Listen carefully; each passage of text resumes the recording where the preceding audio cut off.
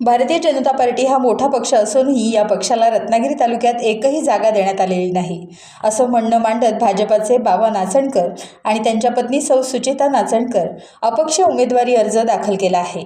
खेडशी जिल्हा परिषद गटातून सौ सुचिता नाचणकर तर मिरजोळे पंचायत समिती गणातून बाबा नाचणकर यांचा अपक्ष अर्ज दाखल झाला आहे। दोघांनी भारतीय जनता पार्टीच्या पदाचा त्याग केला आहे। मोठा पक्ष असूनही भाजपाला उमेदवारी दिलेली नाही आणि तरीही भाजपा शांत आहे, त्यामुळे आम्ही उमेदवारी अर्ज दाखल करीत असल्याचं त्यांनी यावेळी सांगितलं।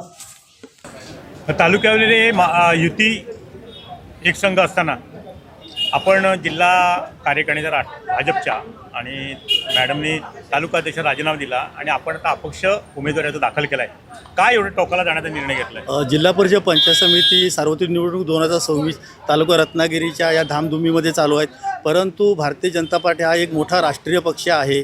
तर या पक्षाविरुद्ध माझा लढा नाही, हा लढा हा माझा अन्यायाविरुद्ध आहे।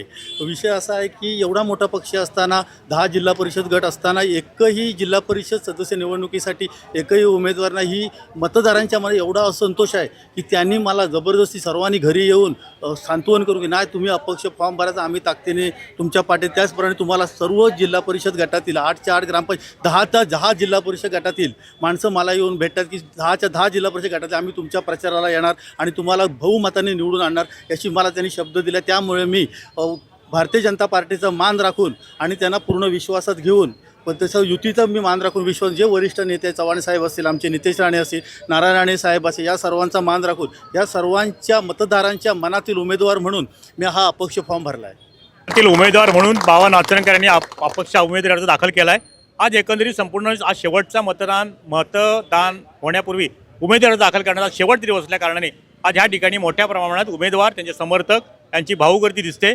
पण एकंदरीतच बाबा नाचणकर यांनी भरलेल्या या उमेदवारीमुळे मात्र रत्नागिरीच्या राजकारणाला वेगळी कलाटणी मिळणार एवढं मात्र नक्की।